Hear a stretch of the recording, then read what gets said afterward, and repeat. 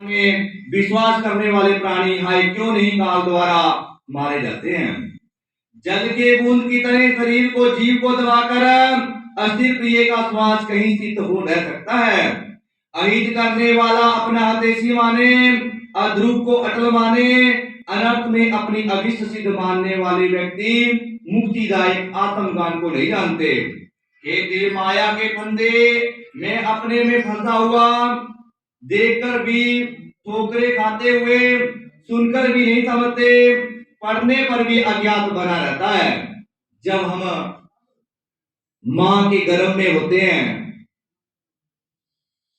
9 महीने तक मां के गर्भ में रहते हैं और वहां हम भगवान से बड़ी प्रार्थना करते हैं कि हे परमात्मा, हे परमपिता परमेश्वर, मुझे इस जाल से बाहर निकाल। वहां बड़ी भगवान की आराधना करता है कि मैंने 9 महीने कैसे नरक भोगा वहां अंदर। लेकिन जैसे समय बीतता गया, 9 महीने माता के गर्भ में पूरे हुए, तो वहां भगवान से कहता है, भगवान मैं तेरे नाम के भंडारे लगाऊंगा, तेरे नाम की पूजा करूंगा, तेरे नाम के मंदिर बनाऊंगा, तेरे नाम की बावड़ियां बनाऊंगा, जल का प्याऊ लगाऊंगा, दान करूंगा। लेकिन जैसे ही माँ के गर्भ से बच्चा नीचे गिरता है तो रोना शुरू कर देता है, माँ शुरू कर देता है, चह चह शुरू कर देता है। मतलब हम उस भगवान को तब तक याद रखते हैं जब हम दुख में होते हैं, लेकिन जब हमारे पास सुख आ जाता है तो हम भगवान को भूल जाते हैं। इसलिए कभी भी सुख में भी भगवान को याद रखो ताकि हमारे पास कभी दुख ना आए। घेरे में हवा बांधी जा सकती है, आकाश में खन खन किया जा सकता है, लहरों में भी गूंथा जा सकता है, किंतु आयु की आस्था नहीं हो सकती है। देखो, सभी का विश्वास होते हैं, सभी के अपने अपने ब्राह्मण देवता होते हैं, सभी पूछते हैं कुंडली में क्या योग चल रहा है, मार्केट चल रहा है या ऐसे। कोई भी ऐसे नहीं कह सकता कि इतनी उम्र है, कि इतने दिन इतने तारीख के महीने, ऐसे कहना बहुत मुश्किल है। तो इसलिए ये कह देते कि मार्केश की दशा चल गई है। जैसे अष्टमेश भाव होता है कुंडली में, वो मार्केश होता है। जब उसमें ग्रह कोई ऐसा बैठ जाता है तो ऐसे एकदम अचानक मौत दिलवा देता है। तो इसलिए अपने जरूर कुंडली दिखानी भी चाहिए। जैसे साल में एक आधी बार कुंडली को जरूर अपने ब्राह्मण देवता से जरूर दिखाओ।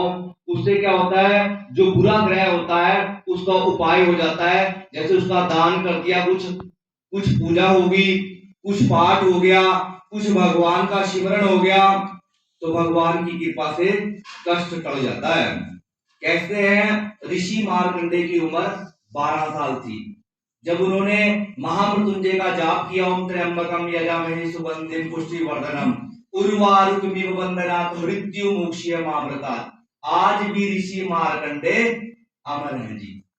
तो कहते हैं मंत्रों में बड़ी शक्ति होती है। पूजा पाठ अपने घर में नियम बनाना चाहिए इंसान को। देखो, आप 24 घंटे के अंदर 10 मिनट तो भगवान के स्मरण में जरूर लगानी चाहिए। बाकी अपने दिन भर काम करो, बच्चे भी पालने, अपना परिवार भी देखना है, सब कुछ देखते हुए बाकी अपना काम करो जो भी है। सबसे पहले तो आजकल ऐसी चीज चल गई जी, जो मोबाइल है, मोबाइल बंदे को ना तो जीने देता है और ना मरने देता है, क्योंकि सारे दिन भर मोबाइल हाथ में रहेगा तो भूख भी नहीं लगती है। मोबाइल का ऐसा सिस्टम चल गया। तो इसलिए थोड़ा सा अपने इस चीजों को ध्यान देते हुए अपने परमात्मा का जरूर सिमरन करें जी। ज्यादा नहीं, थोड़ी तो दो घड़ी सिमरन करने से परमात्मा आने वाली पौध को भी बुद्धि जीव देता है, घर में सुख शांति बनती है, मन में शांति बनती है। अब हमारे को दिन पर दिन रोग ग्रसित होते हैं। जैसे मान लो पीजीआई के अंदर कितने हजारों बंदे पड़े होते हैं बीमार से, लेकिन फिर वो सोचते हैं कि अब हम ठीक कैसे हों। एकदम कोई भी उपाय काम नहीं करता है। इसलिए समय पे अपने परमात्मा का स्मरण करो।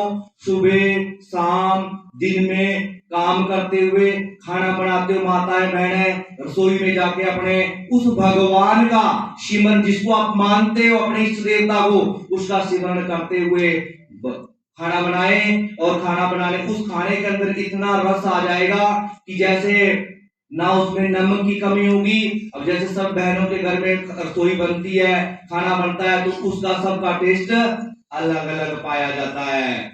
तो यही भक्ति का सार है कि अपने राम राम, क्योंकि उसमें अंदर उस अन्न के अंदर ऐसा रस आ जाना है कि जैसे आप खाओगे अन्न वैसा हो जाएगा आपका मन, जैसे पियोगे आप पानी वैसी हो जाएगी आपकी वाणी। तो कहने का मतलब यही है कि उस भोजन के अंदर भी जब भजन की पावर चली जाएगी तो उसके अंदर भी परिवर्तन आ जाएगा।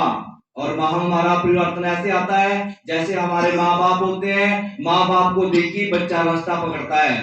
तो इसलिए ऐसे जरूर करना चाहिए, भगवान का सिमरन करना चाहिए। कोई आए घर में राम राम करना चाहिए, आए बड़ों का आशीर्वाद लेना चाहिए। आशीर्वाद लेने से हमारे ग्रह शांत होते हैं, लंबी आयु होती है। और आजकल जमाना ऐसा है, कोई भी आशीर्वाद लेता है तो गोडों से हाथ लगाता है सारे 99%। कोई एक आता है जो चरण स्पर्श करता है, नहीं तो गोडों में हाथ लगाता है। और गोडों का हाथ लगाने का मतलब है कि शनि खराब होना, आपका बहुत जल्दी शनि खराब हो जाएगा। इसलिए कभी भी झुकना चाहिए। हमारा रीढ़ की हड्डी जब पूरी झुकेगी तो हमारा बृहस्पति भी शांत होगा और शनि भी शांत होगा। इसलिए झुक के आशीर्वाद लेना चाहिए जी। जो कल करना है तो आज करे, जो साय करना है प्रातः काल कर ले। क्योंकि तुमने कितना काम किया है, कितना काम बाकी है, इस बात का काल इंतजार नहीं करता है। मृत्यु रूपी शत्रु को अपने आक्रमण को वृद्धावस्था में आकर मार्ग बतलाया। जिसके सैनिक असाध्य रोग हैं, इनसे बचने वाले ईश्वर की शरण में क्यों नहीं जाते। प्राणियों को तृष्णा रूपी सुई से, कोच विषय रूपी घी में गिरा हुआ, राग द्वेष रूपी अग्नि में पका हुआ मृत्यु भोजन करती रहती है। यह जगत ही ऐसा है, बालक जवान बुढ़ा गर्भ चाहे जो भी हो सबको मृत्यु घेर लेती है। जैसे कि मृत्यु निश्चय है और ये समय के साथ वक्त के हिसाब से कहीं भी आ सकती है, इसका समय नहीं होता है। और काल चक्कर ऐसा होता है, जब काल चक्कर चल जाता है तो इंसान का बचना मुश्किल होता है।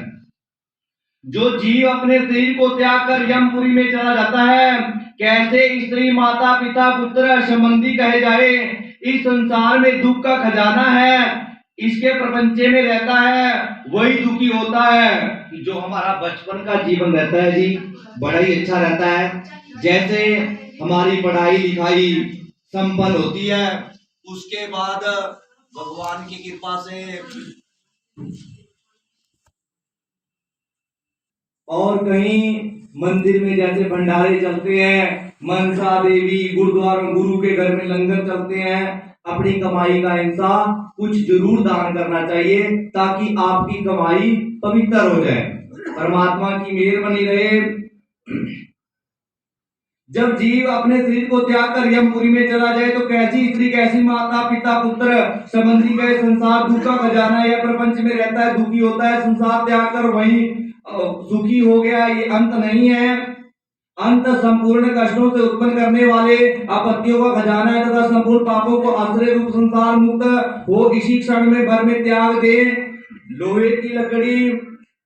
लोहे की लकड़ी पासों में जकड़ा हुआ मनुष्य छट सकता है, किंतु पुत्र स्त्री रूपी पास में कभी प्राणी को मुक्ति नहीं होती सकती है। जो मनुष्य जितना प्रेम भाव संबंधियों से बढ़ाता है, उसके हृदय में उतना ही दुख रूपी कांटे चुभते हैं। हाय विषयाकार करने वाले देश स्थित इंद्र रूपी चोर संपूर्ण धन मनुष्य की लूट कर उनका पास करते हैं। जिस प्रकार मनुष्य लुब्धक मछली लोहे को कील को नहीं देखती, उसी तरह आनंद लुब्ध मनुष्य यम वाला नहीं दिखता। हे गरुड़, हित अहित को जानने वाला सदा पूर्वगामी तथा अपने उदर में भरने वाले मनुष्य नरक में जाते हैं। आहार निंद्रा भय तो प्राणियों को आसान समान है, परंतु ज्ञानी को मनुष्य कहते हैं और ज्ञानहीन पशु कहा जाता है। जैसे आजकल का जमाना है, रात को 12-1 बजे तक सोएंगे नहीं और सुबह 8 9 10 बजे तक उठे नहीं, ब्रह्म मुहूर्त में। कहते हैं शरीर स्वस्थ रखने के लिए इंसान को ब्रह्म मुहूर्त में उठना चाहिए। सुबह 4:30 बजे, 4 बजे, 5 बजे उठकर अपने भगवान को याद करो। सुबह सबसे पहले क्या करना चाहिए? कहते हैं कई बार हमारे साथ क्या होता है कि आज का दिन बुरा बीत गया, तो क्यों? कहीं हम क्या होता है, जिस बंदे ने इंसान ने गुरु धारण ना किया हो उसको कहते हैं बेगुरा, और अब कई बार हमारे से बेगुरे के दर्शन हो जाते हैं तो क्या होता है, तो हमारा दिन बुरा गुजरता है। इसलिए सबसे पहले उठ के अपने हाथों के दर्शन करने चाहिए। कराग्रे वस्ते लक्ष्मी कर मध्य मूले स्थितो ब्रह्मा प्रभाते कर दर्शनम, कि आंख के आगे हाथ में लक्ष्मी का निवास होता है और मध्य में सरस्वती का और मूल में गोविंद का वास होता है। तो सबसे पहले ऐसे अपना हाथ मिलाकर दी और अपने मुंह पे घुमाएं ताकि मेरी किस्मत खुल जाए, जो मेरा भाग्य है वो और चमके। और उसके बाद धरती को नमस्कार करें, फिर अपना काम करें। और इस उपाय में भी बड़ी पावर है कि अब हमने ऐसा देखा है कि ये जो कंटिन्यू 40 दिन करता है उसके बाद उसकी मनोकामना पूर्ण हो जाती है। जैसे किसी की नौकरी नहीं लग रही हो तो नौकरी लग जाएगा, शादी नहीं हो रही हो तो शादी हो जाएगी, संतान में रुकावट आ रही हो संतान का सुख मिल जाएगा। तो मतलब करने से है, एक दिन करने से कुछ नहीं होता है। जैसे कि हमारे को पेट में खाने के लिए रोटी की जरूरत पड़ती है और तभी हमारा पेट भरता है, तभी हमारा शरीर चलता है। इसलिए जरूरी है कि अपने भगवान का भी सिमरन करें। सत्संग ज्ञान ये दो निर्मल है मनुष्य के पास, ये दो नहीं है तो अंधा है। क्यों नहीं? रास्ते से जाएगा मनुष्य वर्ण आश्रम में आचरण से निरत, इसलिए मोक्ष धर्म को नहीं जानते। दंभियों को नाश होता है, कोई क्रिया करने में संलग्न रहता है, कोई व्रत करने में लगे हुए, ऐसे ज्ञान छलियों को तरह विचार करते हैं। जो व्यक्ति नाम मात्र से कर्म कांड में लगे रहते हैं, यश आदि का विस्तार विधान में मंत्र उच्चारण होम करने में स्वर्ग मिलता, तो ऐसी भावना में रहते हैं। जो मेरी माया से मोहित हो वो मूर्ख दिन में बार बार भोजन व उपवास आदि नियमों को द्वारा शरीर को सुखाने में मोक्ष मिलता है। ऐसा जानने हैं अज्ञानियों को शारीरिक दुख से क्या मुक्ति मिल सकती है। जैसे वाल्मीकि के ताड़ने से कहीं सांप मर सकता है। जिस प्राणी के लिए गृह और वन एक सा है, जो संसार में लज्जाहीन है, दिगंबर वन गंधर्वों को संदर्श भ्रमण करने से कभी विरक्त हो सकते हैं। क्या ये मृतिका राखी लगाने से मनुष्य की मुक्ति हो जाए तो कुत्ता भी नित्य मिट्टी राखी में लौटने से मुक्त हो जाएगा। घास पत्ता जलार वन में रहने वाले मात्र से मुक्ति मिले तो निरंतर वनवासी तृणाहार में संलग्न जल में आहार करने वाले सियार चूहे हिरण आदि तपस्वी हो सकते हैं। मरने के समय जो प्राणी गंगा आदि तीर में रहते हैं उनकी मुक्ति होती है। जैसे हम गंगा जी में हड्डियां प्रवाहित करते हैं, उस हड्डियों का महत्व होता है कि जितनी साल गंगा जी में हड्डियां रहेगी उतनी साल उनको शांति प्रदान होगी। गंगा के किनारे बसने वाले मेंढक भी मछली आदि गणना योगियों में होती है, क्योंकि जन्म से लेकर जीव मरण पर्यंत तक गंगा तट में रहते हैं। कंकड़हारी पृथ्वी जल का पार नहीं करने वाले व्रतियों को मोक्ष मिलता है। तो कबूतर सदा कंकड़ खाते हैं, पपैया कभी भूमि का जल नहीं पान करता, ये दोनों में व्रत धारण करता माने जाएंगे। हे गरुड़, कर्म तो लोक रंजन कारक है और मोक्ष का तो साक्षात कारण ज्ञान तत्व है। हे गरुड़, सट दर्शन रूपी महाकूप में गिरे प्राणी परमार्थ को नहीं जानते, वे पशु हैं, पशु बंधन में बंधे हैं, वेद शास्त्र रूपी घोर समुद्रों में इधर उधर ग्रंथ पढ़ने के चक्कर में पड़े हुए हैं। कुर्ता की जन शोक आदि 6 लहरों की चपेट में पड़ डूबते हैं। वेद शास्त्र पुराण पढ़कर परमार्थ ज्ञाता नहीं होते, वह तो विडंबना कोई की बोली की तरह व्यर्थ है। ये ज्ञान है, यह बात जानने योग्य है। इस चिंता में पढ़ते शास्त्र पढ़ते हैं फिर भी परम तत्व को ज्ञान नहीं होता। काव्य और अलंकृत से शोभित वाक्य छंदों में संलग्न चिंता से दुखित रहते हैं। व्याकुल कुंद्रियां मूर्ख है, अन्य प्रकार से परम तत्व ज्ञान होता है। परंतु मनुष्य शास्त्रों को पढ़कर कष्ट भोगते हैं। शास्त्रकारों की भावना सुंदर होती है, पर लोग उसका अर्थ दूसरी तरह से करते हैं। जिनको गुरु उपदेश नहीं मिला वे धूर्त जन, अहंकारी, वे स्वयं परम तत्व का अनुभव नहीं करते हैं। अन्य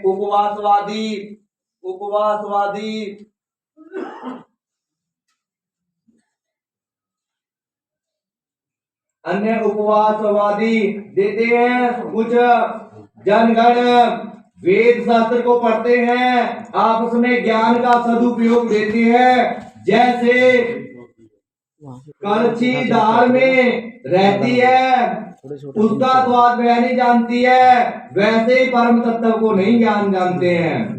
पुष्प को मस्तक धारण करता है, उसकी गंध नाक जानती है। उसी प्रकार वेद शास्त्रों को पढ़ते हैं, परंतु शास्त्र सही के ज्ञाता बिरले ही होते हैं। मूढ़ आत्म तत्व को न जानकर शास्त्रों के ज्ञान में पढ़ते रहते हैं। जैसे अज्ञानी गडेरिया बकरी के बालक को गोद में रखकर कूप में ढूंढ रहे हैं। संसारिक मोह को नाश करने के लिए शब्द बोध समर्थ नहीं है। हो सकता है जैसे दीपक के बिना उसके शब्दोच्चारण से अंधकार दूर नहीं होता है, जिस प्रकार किसी अंधे के हाथ में शीशा दिया जाए तो अपना मुख नहीं देख सकता है, उसी प्रकार अबुद्धिमान को पढ़ना व्यर्थ होता है और अतः प्रज्ञानवानों को तत्व ज्ञान का लक्षण कहाँ है? यह जाना, इसको जाना है, यह सब सुनने की इच्छा है।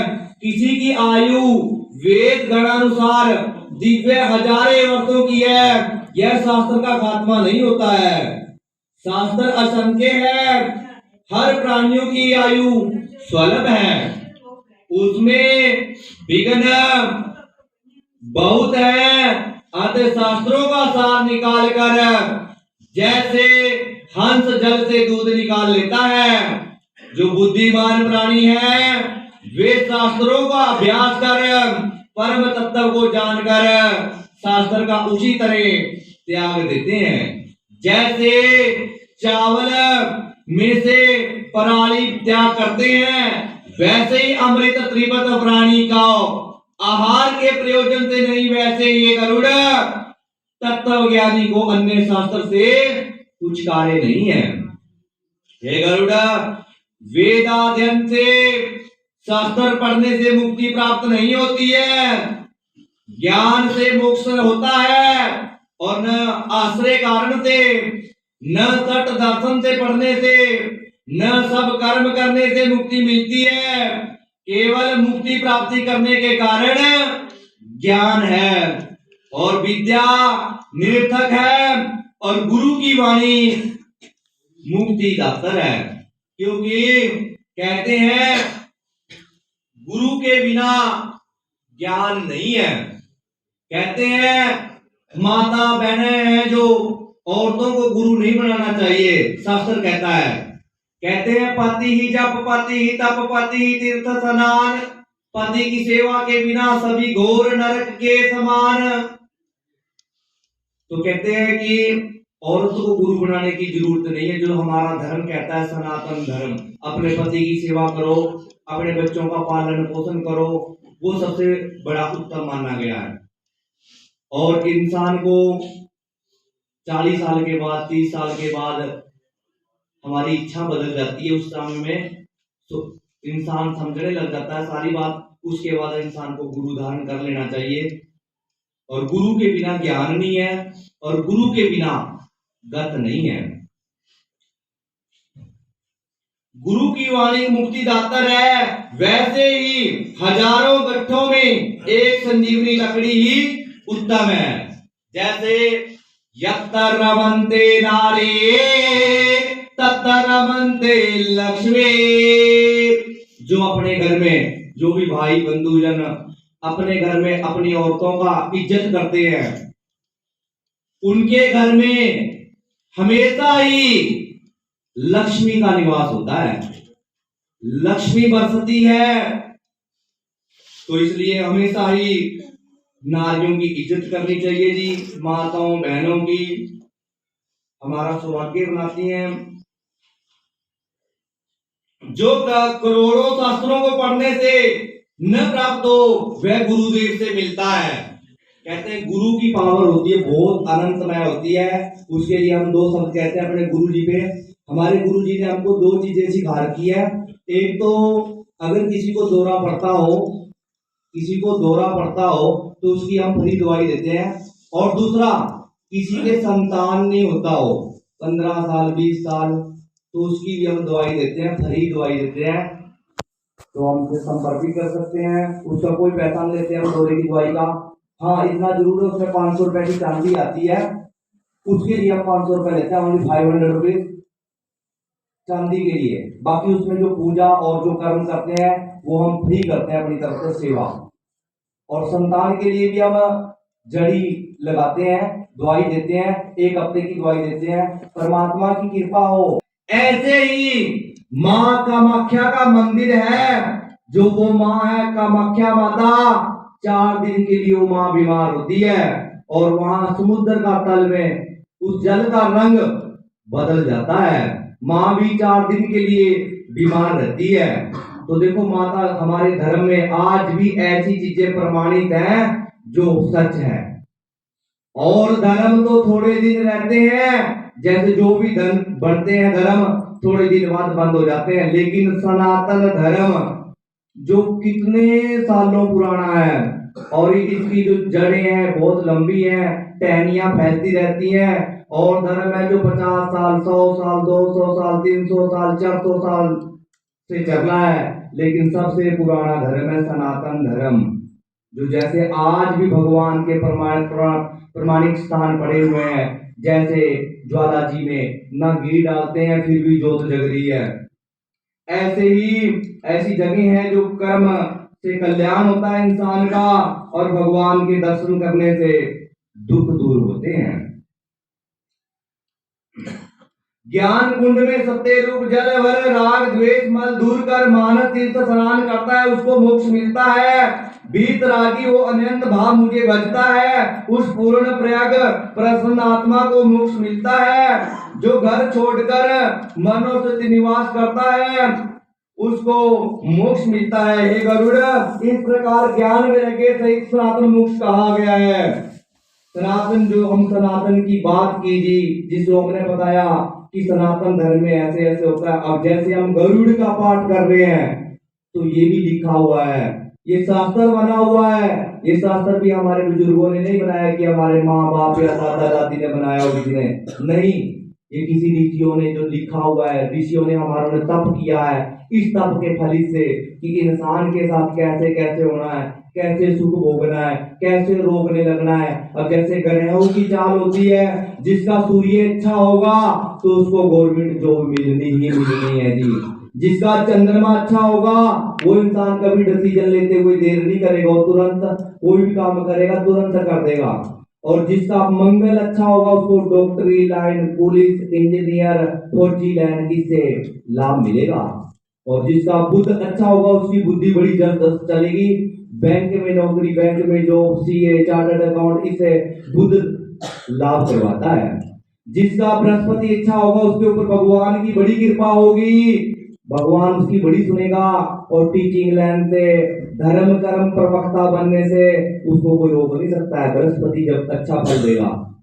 और जिसका शुक्र अच्छा होगा उसकी लग्जरी लाइफ होगी, जीवन में हर प्रकार का सुख होगा। और जिसका शुक्र खराब होगा उसका कभी गृहस्थ जीवन अच्छा नहीं मिलता है, परिवार सुख नहीं मिल सकता उसको, और उसके साथ धोखा ही होता है, एलर्जी की उसको प्रॉब्लम रहती है।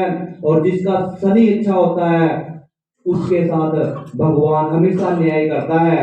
और जिसका शनि खराब होता है उसको दंड भोगना पड़ता है, कोर्ट कचहरियों के चक्कर लगाने पड़ते हैं, वकीलों को पैसे देने पड़ते हैं, या किसी को पैसा दे देगा वो पैसा नहीं आएगा उसका वापस। ये शनि के लक्षण होते हैं।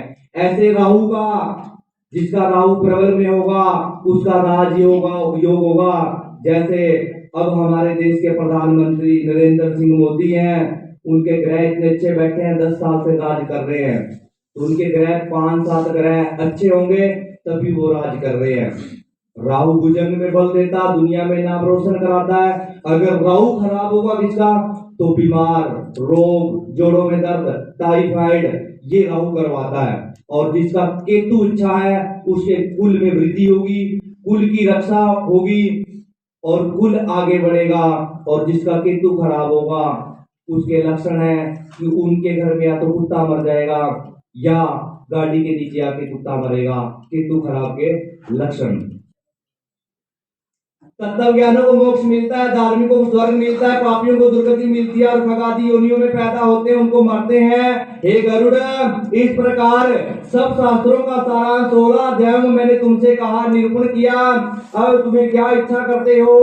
श्री सूत जी बोले, हे राजन, भगवान के मुख से सुनकर गरुड़ उनको बारंबार नमस्कार कर हाथ जोड़कर बोले, हे भगवान, देवादिदेव, हे नाथ, हे प्रभु, आपने अमृत वचन सुनकर भव सागर से उद्धार किया, मेरा संदेह दूर हो गया, मैं कृतकृत्य भी हो गया,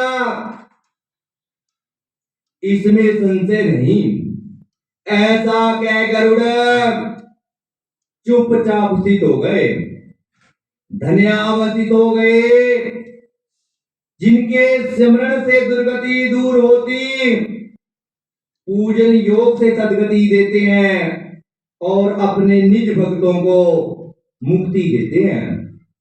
वह हरि भगवान भव सागर से बचाएं। कि हर इंसान में भगवान मान करवाने के लिए कहते हैं, हर इंसान का भगवान भी मान तोड़ता है। भगवान भी एक बार जी नारद जी को अहंकार हो गया कि मेरे से बढ़ के दुनिया में कोई भक्त नहीं है। भगवान विष्णु जी का कोई भी भक्त नहीं है। अहंकार हो गया, होता गया, ज्यादा होता गया, तो भगवान ने अहंकार तोड़ने के लिए कोई कहानी रची। क्या कहानी रची?